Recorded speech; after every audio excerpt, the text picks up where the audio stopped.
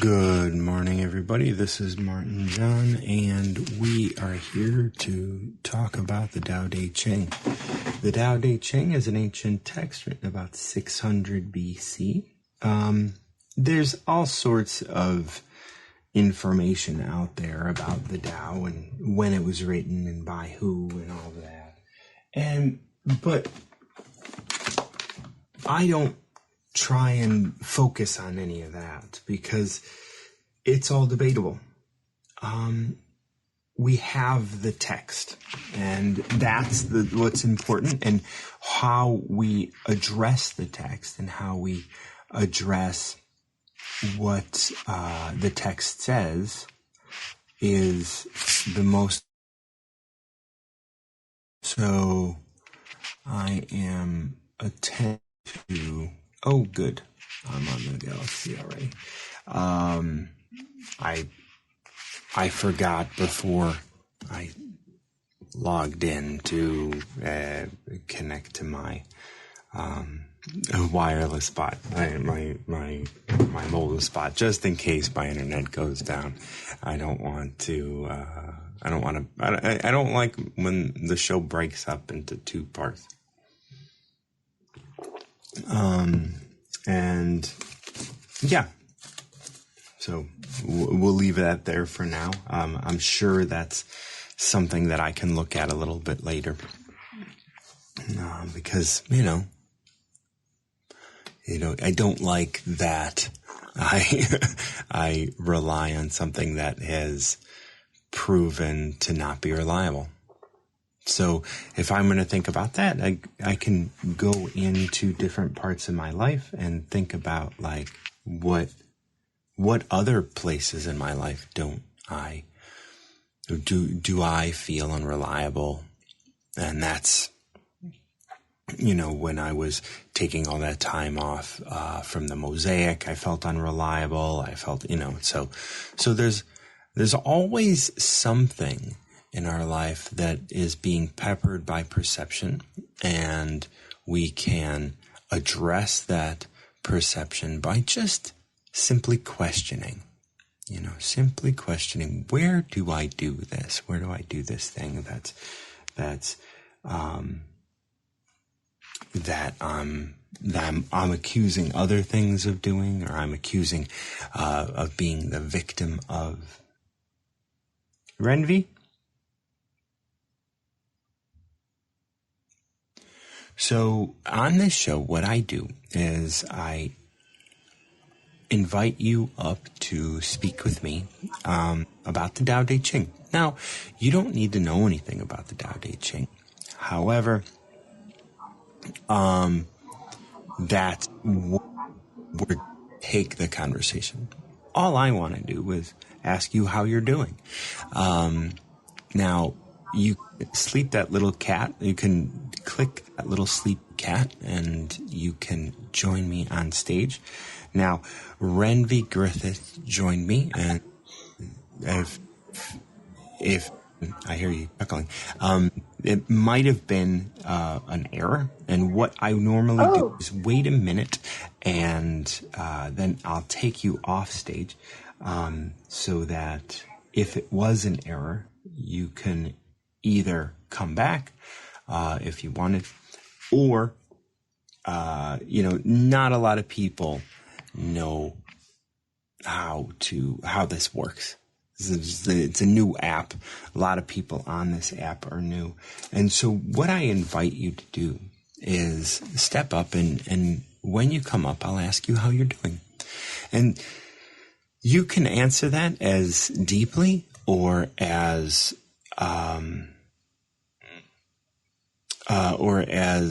shallowly as you'd like. And the reason that I do that is to get a baseline. We get a baseline of sort of an energetic connection. We talk a little bit. I might ask you what you do. Might ask you, if about your day or whatever, if anything's bothering you. And then pretty soon I'll ask you to pick a number between 1 and 81. Now, For those of you who are new to the program, the Tao Te Ching consists of 81 chapters or forms. And when you pick a number, that's going to correlate to a certain form of the Tao Te Ching, and we will read that. There are no chapters or forms of the Tao Te Ching that are longer than like 250 words. So I'll read them, and then we'll go through it line by line. We'll go through it about understanding what it has to say. And as I've been talking about earlier in the week, these are like riddles. They're things that you can't sort of get your mind around the first time you hear it. They're really deep. The text is very deep, and the text is written in such a way that it allows you to interpret it from a broad array of options. So you can, like yesterday, we were talking about the word governing. You know, when it says, well, if you're governing something, simply put, governing just means overseeing something. Now, even a baby governs her body, like not completely, but there are times. And, you know, a toddler's going to govern their toys, right? They're going to look over, they're going to have control of, right? And so when we look at the term governing, and we look at a broad array of what that word can mean, depending on where we are and what we're dealing with, that definition can change, and we're going to need to change it for different situations. So if anybody wants to join me this morning, I invite you up. I have been happy to pick a random numbers for myself. I got a random number generator on my website, martinjohn.com. And if you put a /DAO, /TAO, you will get taken to a page where you can have access to every form of the Tao Te Ching, my translation of the Tao Te Ching,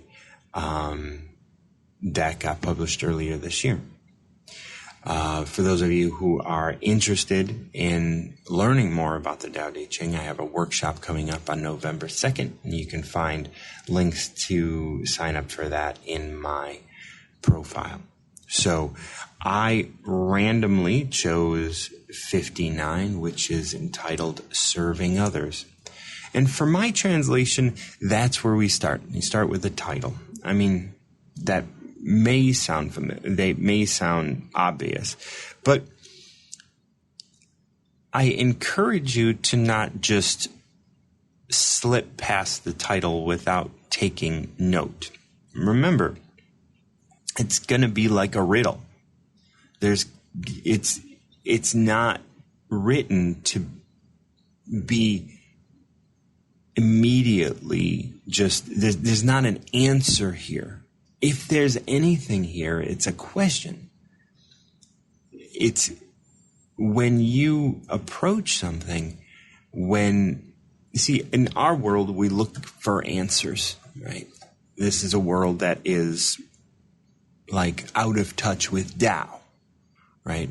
Because you look for an answer. And if you're looking for an answer, like let's say you're looking for an answer of how to be secure in your future, right? Well, the answers are education, relationship, and whatever else, job, all these external things.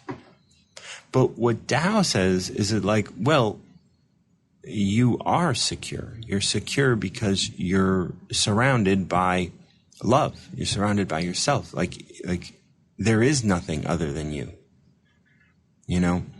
And it's important to kind of get a glimpse of what this text is saying before we dive into it, I think, in my Oh, oh, Renvi's going to join me again, so maybe that's not erroneous this time. Renvi, you with me? But I don't know how you can hear me because I really stink at technology. Yo, I can hear you. Yeah, I Oh, got good. you. Yeah. I've been trying to be able to. I thought I'd already joined, and I'm like, why is my screen still the little? Yeah. Hi. Hello. Oh, hi. Yeah. You would join me a little bit ago, but Yeah, I heard you say that. yeah. I have a cold and strep throat. That's why I sound weird, everybody. No. You don't sound weird at all. Very sultry. I know I sound like Demi Moore from the 80s. Well, she probably still sounds like this. Oh, man. Well, thank you for joining. Yeah, this is the first time I've ever listened to a podcast or opened up a podcast. Okay, one of the live talks. Yeah. No, for any podcast. Any podcast. To it. Yeah. Well. Yeah. Well, thank you so much for choosing me. You have a lot of podcasts to choose from, and we welcome. Well, I did the Noom thing a few days ago and saw the Noom Live thing, but I haven't even had a chance to even look at my profile yet. But you popped up, and all my apps popped up, and then I saw something. I clicked on it, and there you were talking, and I thought, hey, what are you saying? So, are you familiar with the Tao and the Tao Te Ching? Some, not the chain. Okay. But Tao, yes. Yeah. Okay. Well, wonderful. Like, it's getting around now. I think it's a really important time to look at the Tao. So the text that we'll be looking at. It's my translation, and I use that term loosely. I obviously don't speak. Well, it's not obvious, but I don't speak ancient Chinese. Right. But this has been. I don't even hint. There's not even a hint of an accent of ancient Chinese, so you're good.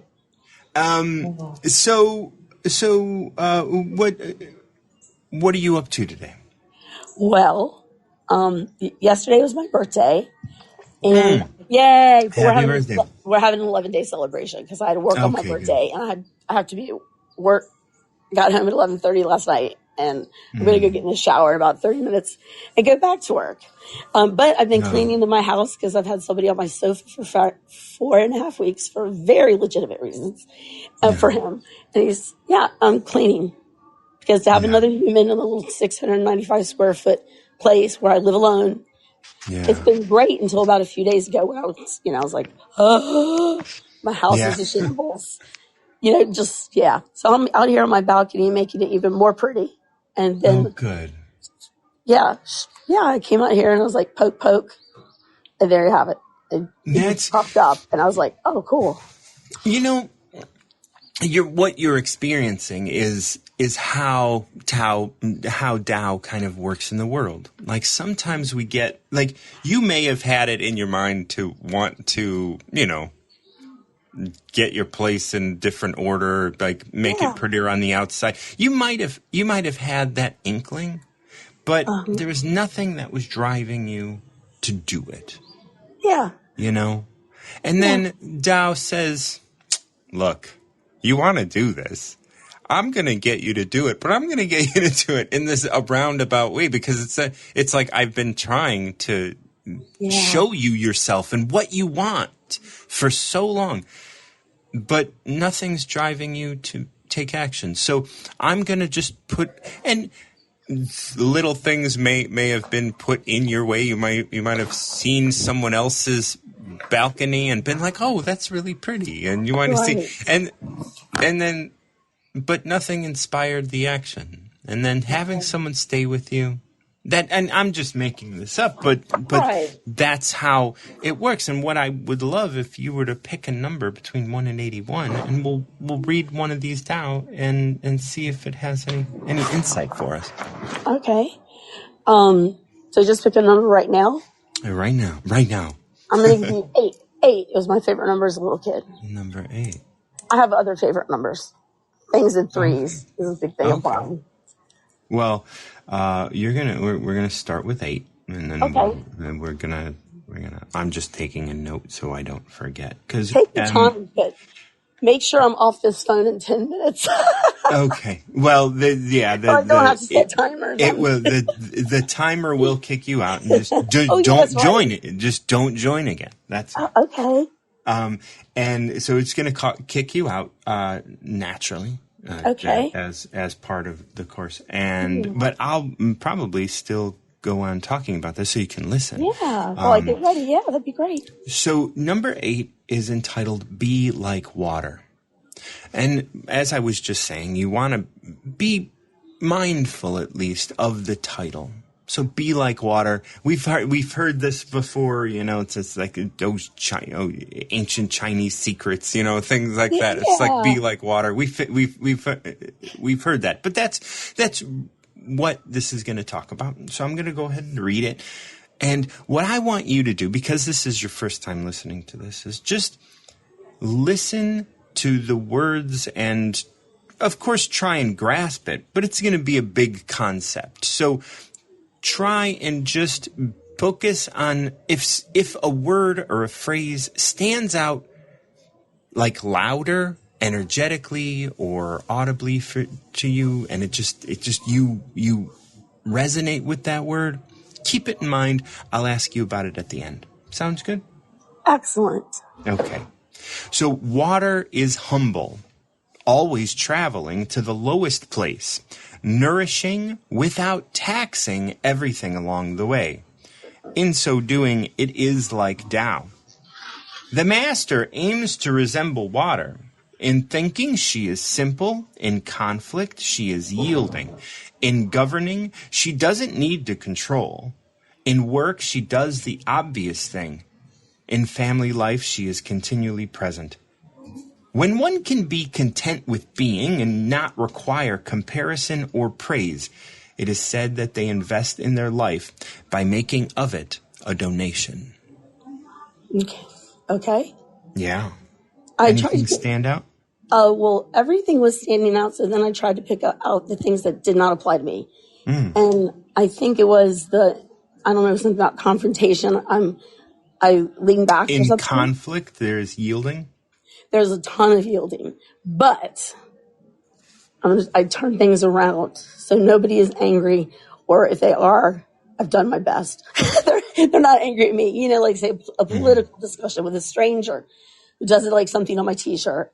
I don't wear it to be controversial, but I just wear it because it's expressing what I feel very strongly about, And I'll even have people go like, yeah, strangers or something near me. Yeah. I'll be like, oh, you must be a Republican. And they're like, yeah. And I go, well, okay. And it's great because I'm not going to debate, because chances are if they come at me that angry. Well, anyhow, so that's when sometimes I'm not yielding. I am, but it doesn't mean that I'm like, like going, okay. And I don't think that's what Dal means, what everything we just listened to. Yeah. I can talk Shaman. It's great. Yeah. My voice is coming back. That's good. So wonderful. What we're going to do now, so I would also love to explore different aspects and look at just what this is saying, because it starts with water is humble, always traveling to the lowest place, without nourishing, without taxing everything along the way. Uh-huh. What is that? How does that read to you? Well, it was the way I was born. Must run in our family hereditarily. It's the way I was raised. It's the way I feel. We were the house that, that everyone came to. Like if somebody got hurt, we in a great way. Like my brother brought somebody home from football one day in high school, and the guy, we'd never met him. It was fine. Stayed with us for a week. I had a friend that her dad punched her in the eye, so she couldn't go to school. So we cut school that day. She took off her glasses, and her dad so she came and stayed with us. We had people stay with us 6 weeks. And then as a grown up, fortunately, my former husband, he was raised kind of that same way. Come all ye that suffer, whatever. And so I'm not being silly, but, somebody stay with us 6 weeks. Yeah. So, I think I'm very nurturing that's and whatever. Yeah. Thanks to my parents and thanks to my friends and thanks to God or, biology. Yeah. and this isn't necessarily pointing any fingers or anything like that. We're just discussing this, and I don't want you to feel like on the spot or anything. If I started feeling the spot, I'd let you know kindly. Okay, good. Because this is the first time we've talked, and we're getting kind of deep. Yeah, you're tripping me out, man. Tao is tripping me out. So the master and the term master in the Tao, in the Tao Te Ching, is just referencing someone that follows Tao, someone that nourishes, like you were saying, without taxing. You can, like when your friend came to the house and had that black eye. Yeah. You can nourish and you can support that friend without condemning her father. Yes. And that, because if you were to condemn her father, now we don't know what her father's dealing with. Right. But we can support the life that had to have an experience that wound up getting her hurt. Yeah, and I know all the circumstances, but we won't go there yet. Of course. No, and I would if you wanted to talk for an hour. And even though you have the circumstances, there are a lot of gaps that we fill in.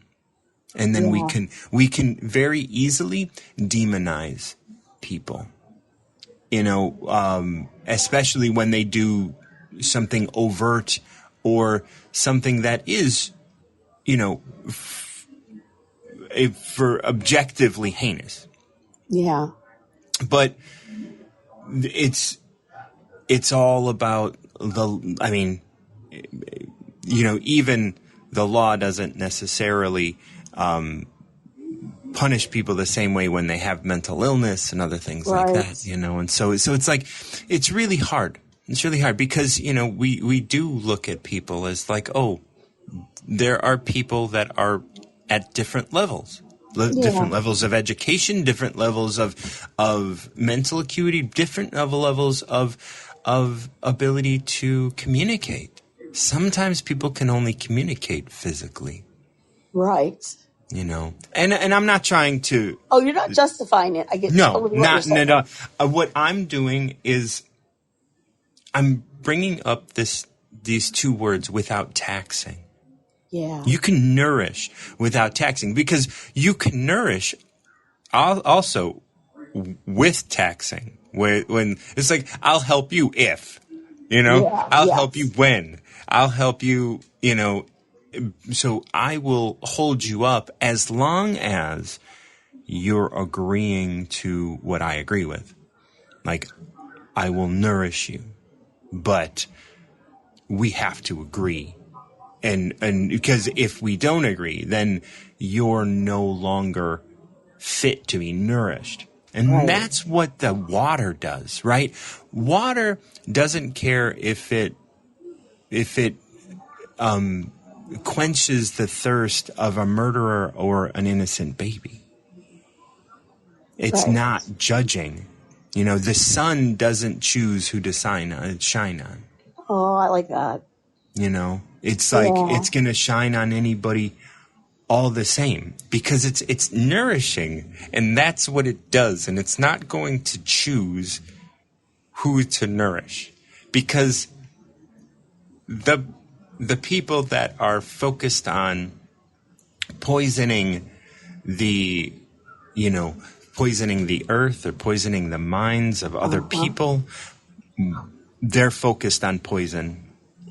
Right now, they're focused on water, but eventually they're going to find poison. And I don't need to not nourish this person because they're looking for what they're going to get. And if they're interacting with me, that means they're interacting with something that's nourishing, and I'm not going to change who I am because of who they are. And that's your 10 minutes. So I didn't think we got through that, but there it goes. So I'm going to keep reading through this, and so you can keep listening. In thinking, she is simple. In conflict, she is yielding. And I think that's the one that resonated for you. It was like, well, this isn't like me. Always. And it's not going to be. This is talking about the master. I've been reading the Tao for 20 years. I can't hold a candle to a lot of these, but it's, and that's why this is, I always talk about the Tao Te Ching as riddles. What is conflict and what is yielding in this conflict?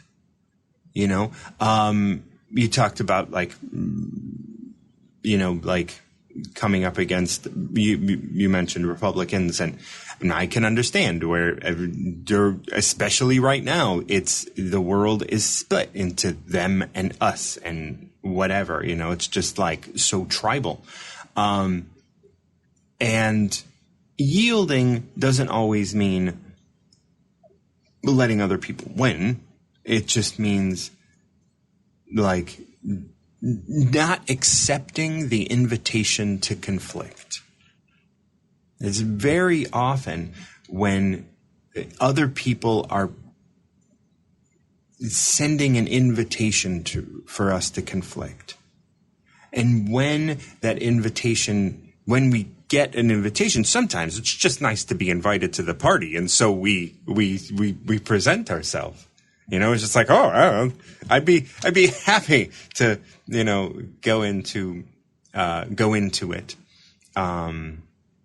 And, it's such a shame today that we have commodified, anger, unrest, disagreement. We have turned it into money. We have turned it into a business, and our political system on both sides is doing this. And it's in conflict, like there's very little yielding in conflict today. It's very much like Trump still, and Trump supporters still think that the election was stolen. And,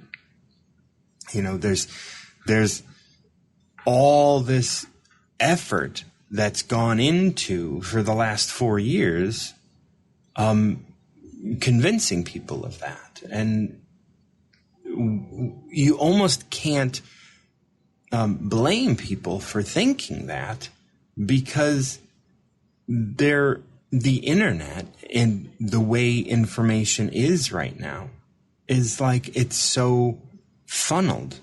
It's almost like whatever you watch, you can get more and more and more information about that. And so you're not thinking for yourself anymore. And that's why this is a really wonderful verse, because this is always about nourishing, not taxing. Once you make a decision, once you take a side, especially if you believe that side is right and that side is deserving of something, you may start to tax things rather than nourish them. In governing, she doesn't need control. And we talked about governing yesterday. The whole idea of governing is, you have to meet it where you are, which means, well, what are you governing? Are you governing, and just, for you, Renvi, like, you're governing your wardrobe. I'm not saying that you're wrong for wearing things that you believe in. I think that's fine. And but there is ramifications to our choices. Now, you could like that. You could like that you're doing that, and that's absolutely okay too. Just like your friend staying on your couch, that inspired you to make your balcony more pretty. And that, so you wearing your clothes can inspire somebody to think differently. Renvi, you got to go and shower and stuff. No. I just want to say one thing because I thought I was already off being able to talk. That's why I rejoined. Okay, you've been dead on. I live by myself and I love it. And so to have another human in my little space, it was great. I was happy to do it until a couple days ago when my house is shambles. But the great news is I started this morning working myself from my outdoors in are the things that are most important because he left and he won't be back in my rotation for another 7 weeks. Okay. It's a long story, but he's living down here because da-da. So good morning. And I don't have to wash my hair today, so I'm going to make some oatmeal. And wonderful. And keep listening. But thanks to everybody. Absolutely. Thanks for rejoining. Okay, it's wonderful to chat with you, and we'll do it again some point. All right. Bye. Bye, everybody. Bye-bye. I will get you out. There we go. Okay.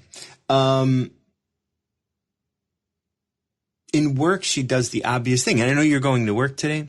And, you know, and work can be a really broad range of things, too. Like, that's a riddle. What is your work? You know, where you work, I mean, it sounds like you're a parent. That's your work. You know, when you're in your neighborhood, you have work to take care of your neighbors.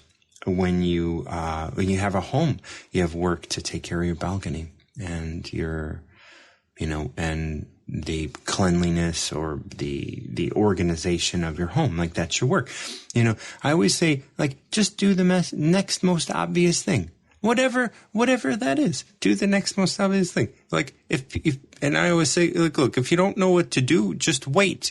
Eventually, something will come to the top, and then you will do that thing. You will do the next most obvious thing. So that's what in work she does the obvious thing. In family life, she is continually present. So you're always present with your family when they're around. You're not trying to be somewhere else. You're not stepping away. You're not absent. You're present. When one can be content with being and not require comparison or praise. See, so that stands out to me, that line, and not require comparison or praise. And I try and, because things don't stand alone. There's a reason that we're talking about comparison and praise here. And that takes us back, in my mind at least, to the nourishing without taxing. That's the transaction. If you nourish or support somebody, but require comparison or praise, you're not doing it honestly. You're not nourishing them because it's just what you do. You're nourishing them because there's a transaction. You're nourishing them through the idea of, like, well, as long as you keep nourishing me, I'll keep nourishing you, and we're good. You know, so that's the require comparison or praise piece. When one can be content with being, doing whatever you do. Lately, I've been talking about everything is stupid. I've been saying everything is stupid for a number of years now. But the idea isn't that we diminish things,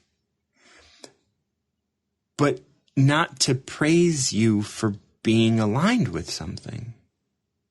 If I say, oh, it's cool to be a pilot, and someone wanted my approval, they could go and be a pilot. But if I say it's stupid to be a pilot, and someone's like, well, I don't care that you think it's stupid. I want to be a pilot. I'm going to go be a pilot. And then they go and be a pilot. Then they're just doing what's good for them. If you do things because you think that's cool, if you do things because you think you're right, if you do things because you think you're going to get something out of it, like whether it's a job or earlier I was talking about this idea of, secure in the future, feeling secure in the future. If in your mind, you're like, well, I can be secure in the future if I have a good job. I can get a good job because I can go to school.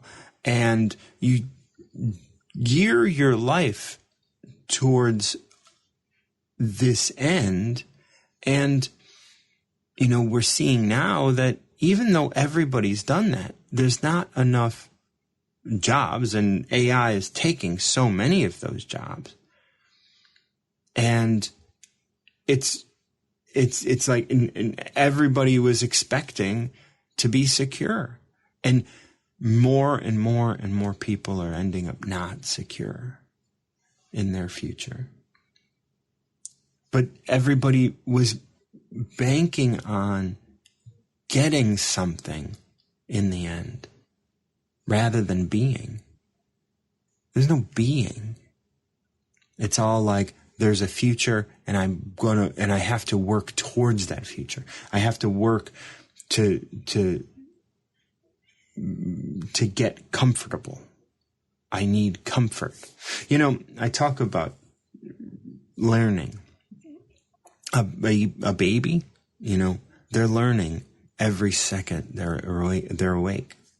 They're learning about space. They're learning about their hands. They're learning about their body. They're learning about speed. They're learning about breathing. They're learning about eating. They're learning about the people around them. They're learning about friendships and relationships and all this stuff. And they can't even talk, and they're learning all of that stuff. So they're learning all that stuff without language. And then they're learning language. And they're attaching language to feelings that in the best of their ability.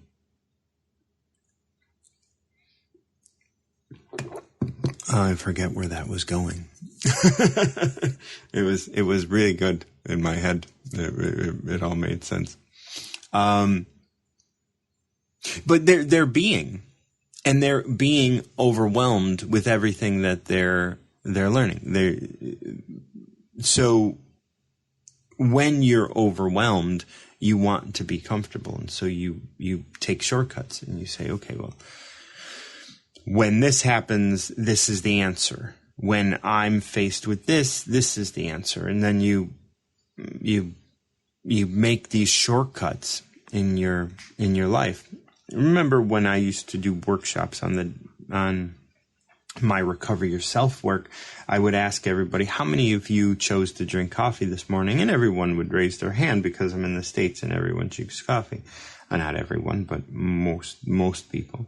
And then I would ask, how many of you actually made the choice today to drink coffee, meaning you woke up and not knowing if you were going to drink coffee, versus made the choice a long time ago and just executed that decision today? People would realize that they're executing the decision that they made maybe 20 years ago. And they're just executing a decision. They're not actually choosing to drink coffee. Now, what does that have to do with Be Like Water? It has to do with this idea that we want to be aware of what's taxing and what's nourishing in our own lives. Now, if we're not aware of our choices, if we're not aware of the things that we're doing, we may be diminishing areas of our lives and taxing ourselves. Because if we drink coffee every day, in order to feel normal, we need coffee. Like, think about that. Think about, like, normal. If you want to feel like yourself, you need, I'm going to say, a drug. You need coffee. You need caffeine in order for you to feel like yourself. You shouldn't need an external. What if,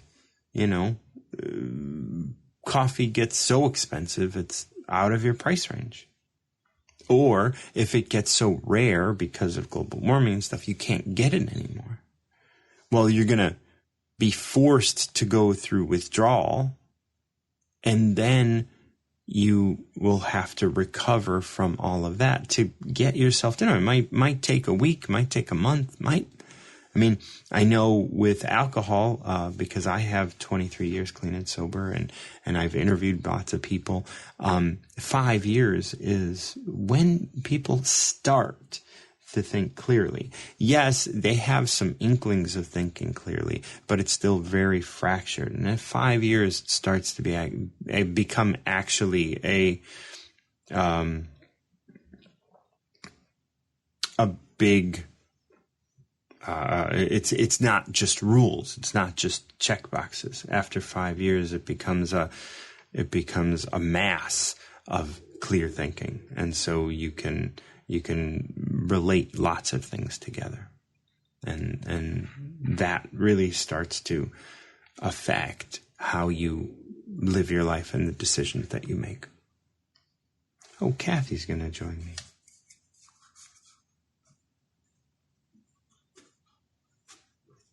Hey, Kathy, how are you? Good. How are you?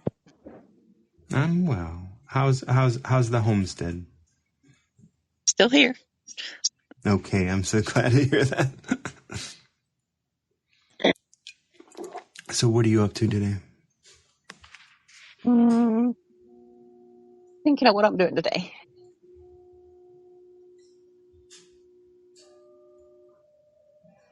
I took care of my animals net yesterday. Okay, good.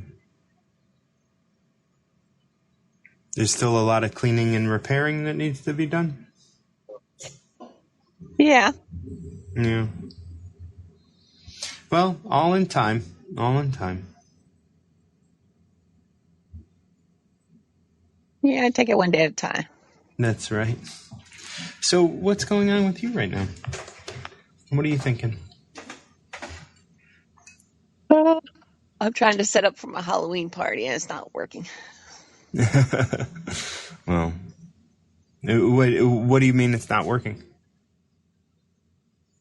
Well, I've set out my stuff for Halloween. Then we had the hurricane, so I've been slowly gathering it all back together. Okay. Well, things get scattered along the way. Yeah. So, do you want to pick a number today? Yeah. And I know we were talking on the back channel. If you had anything you wanted to ask, I'd be able to address.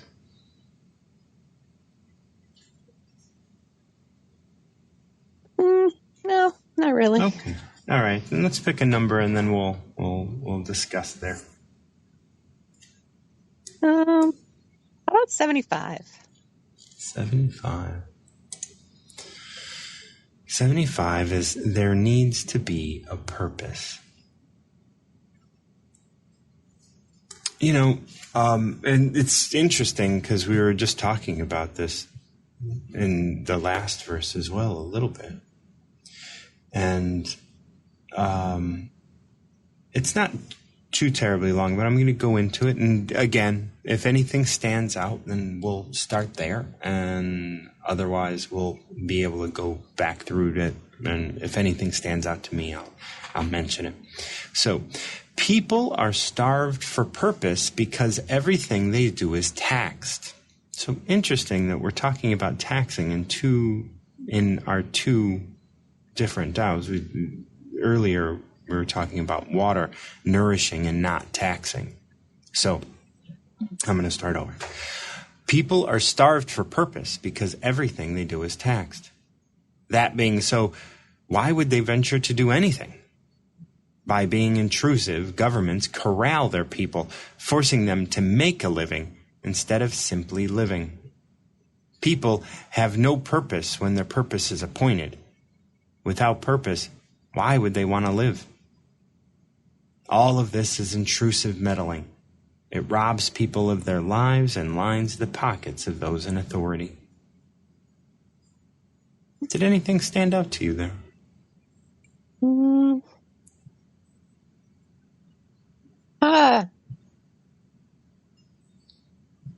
I guess you'd call it the government taking over.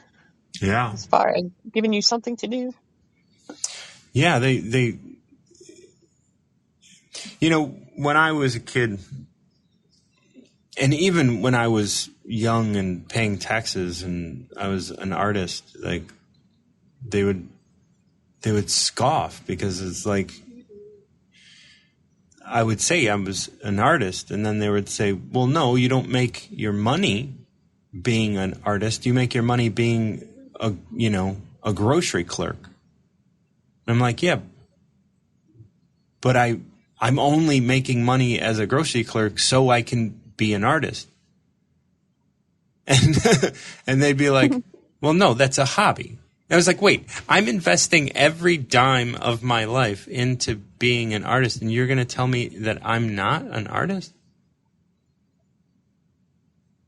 And you're going to tell me that I can't claim any of this? I'm investing in something for the future. I mean, I had a 20-year art career, and it wasn't always financially viable, but I did it anyway. I was just like, wait, all of this energy that I'm spending, you're just going to chalk up and say the only thing that matters is your bottom line? It blew my mind that life was reduced to something as silly as money. That is what everybody looks at nowadays. And it broke my heart, broke my little heart. and when you say, like, by being intrusive, governments corral their people, forcing them to make a living instead of simply living. I was living, and I was living beautifully. I was making art, and I was working so that I can continue making art because making art brought me so much life, and it actually was something that led me to being sober and being the member of society that I now am, and all of these things. But the government wanted me to look at my life in a very specific way. They wanted me to look at my life as useless if it wasn't making money. And I refused to do that.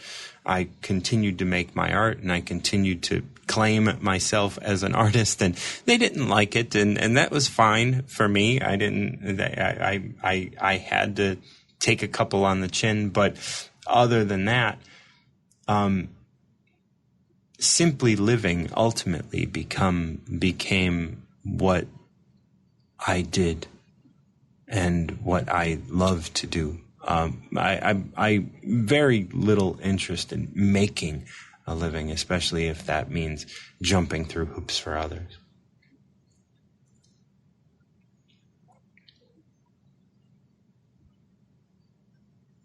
That reminds me of what I do. What's that? Oh, where I live now, I did a book box for the elementary school. And I started a book box reading club. Oh, that's nice. Oh. And I've had people say that it's not going to work. We're going to just tear it down. And believe it or not, the kids and the parents and everybody around, they've actually put books in there. They put educational stuff in there. Yeah. They've done all kinds of stuff in there. They've left me notes in there. The kids have asked for certain books if you can find it. And all I do is go to Goodwill and get books. I don't buy brand new books. Of course not. I was like, I just go and look and see what points out to me. And oh, yeah, that one's cool looking. I like the cover on that one. And I get them for like 50 cents. I was like, huh. Yeah. And I was like, it's been up for like 3 years now. And it's exciting. That's simply living. And think about and I can even feel like the joy and pride that you have in that work. And all that work has done is to, I don't want to make it sound gloomy, but take from you. Like you had to give. One, you had to give money, time, energy. You had to give the explanation. You had to take from other people the criticism. You had to go through all of this stuff. And it's beautiful. And people are, and maybe some of those critics have come around and been like, I was poo-pooing this idea for a while, but I'm so glad it's here. And I keep hearing so many people love it. And you're just continuing to invest in it. And as you invest in it, you're inspiring other people to just do good things and to just follow their heart. And all of those critics were trying to corral you. We're trying to get you to be like everybody else and just know what, know your place. You're not going to inspire anybody because I've never been inspired. And so I don't believe in inspiration and I don't believe in simply living. It's everything has to be a transaction. Everything has to I have to gain from all of my interactions. And you have gained by no stretch of the imagination. When you talk about that, your heart sings and I can hear it. And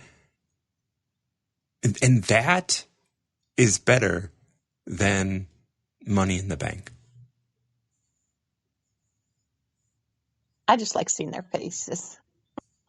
Yeah. And you're going to see those faces for the rest of your life. Yes. And no matter the amount of money that you would have in your bank for doing something else, that's not going to last forever. No, it goes fast. Yes, it does. But those faces, that feeling in your heart that I can feel because you feel it so deeply, that's not going anywhere. And all you have to do is think about the book box. And then you can get uplifted to take on another day. And that's what this is saying. People are starved for purpose because everything they do is taxed. Everything you do to try and get this book, you were getting taxed along the way. Well, one, you had to get the books and you had to build the box and you had to, you had to convince people that it was a good idea and they were taxing you by criticizing you and all of that. And then the question is the next line. That being so, why would they venture to do anything? The question is, why did you continue to do it? Because you believed in it. Yeah. And that was it. I got inspiration from my neighbor down the road. Yeah. And that's the thing. If everybody is being taxed, not everybody would have followed through with that because of how taxing it can be to try and do something, try and stand for your purpose. And then by being intrusive, now governments, but the government, there's quote unquote politics in schools and other things like that, right? So the governments corral their people. Hey, sit down. You're rocking the boat. Don't try and show up all the teachers over here. Don't try and show up everybody because you're doing good things. You're supporting people. You get a job and help and make a living instead of being driven by your purpose. People have no purpose when their purpose is appointed. No one appointed you to this. You took the helm.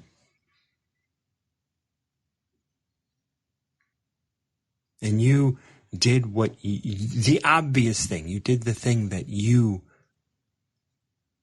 could do. And you got people behind you. You got supporters. You got books. And now you're contributing to the lives of so many people. And that's the title of this. There needs to be a purpose. And you might not know what that is. It's hidden in your actions, in your inspirations. Maybe that's my next thing. What's that? I said, maybe that's my next thing. It's all, yeah, it's all here. And we don't have to ask, what am I going to get out of it? Because so many people are asking that right now. What am I going to get out of this interaction? And it's gotta benefit me. You had no idea. You thought this was going to benefit others, and you got quite a bit out of it. Did. I smile every day when I go out. Yeah. Thank you so much for joining me, Kathy. Thank you. I love you, dear. So much.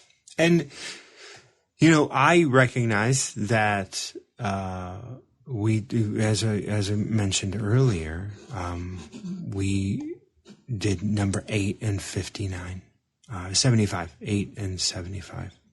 And 8 talks about taxing as well. Water is humble and always traveling to the lowest place. And if we look at Kathy's actions to make that box, she quietly going about her business. Like what? Nourishing everything around her without taxing anyone. She wasn't asking everyone to get behind her before she was going to do something. She simply did it. And if she was going to be taxed, she doesn't try and tax them. She just goes about her business. Quietly going about her business, doing what she's doing. Nourishing without taxing everything along the way. How did she nourish the teachers that were, or the people, or the critics of her idea? She told them that standing up for what you believe in and what you are going to do is beneficial. In doing so, she was like Tao. And then we can go, like, in thinking, she is simple. The idea was simple. Just put books in a box. It's been done before. Let people just take them and leave them.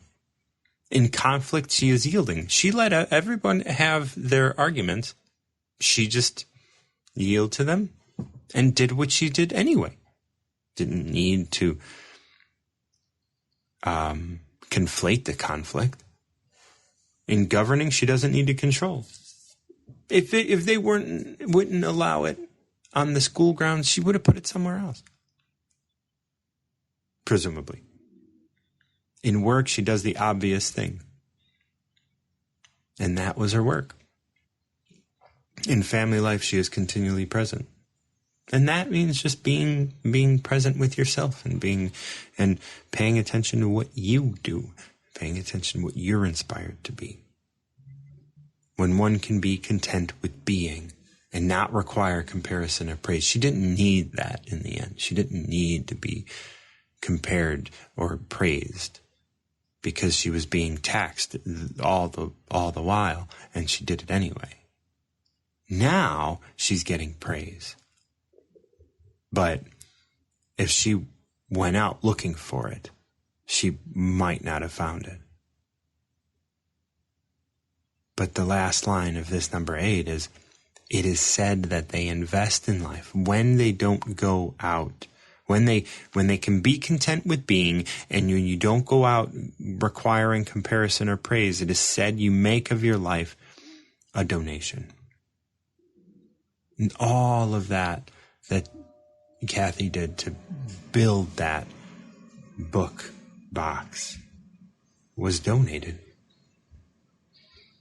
to the neighborhood, to the children, to the families. There may be illiterate parents that are picking up those books and learning how to read. You don't know how far, your reach goes. So thank you for following your inspiration, Kathy. Okay. Renvi, I'm going to go ahead and send you number 8. Kathy, I'm going to send you the text to number 75. If you are interested in working with me, whether on a Tao reading, I do our Tao readings through Satnam Yoga Chicago. We would do that through Zoom, of course. So if you want to dive deep into yourself and Tao, we can do that. I also do 4-session suites that don't have anything to do with the Tao, but if you are interested in working with me on a Recover Yourself journey, all the work that I do to get out from under the influence of others, other people, other things, other ideas, frames of reference, all that, you can contact me on here or on my website. Once again, there are links in my profile. You can also pick up a copy of my Tao Te Ching on my website, or you can check out the text on my website free of charge at martinjohn.com/Tao. Once again, you can find links to that in my link tree, I believe. Thank you so much for joining me. I love doing this work, and I hope you love it too. Okay, all. Until next time, keep recovering yourself.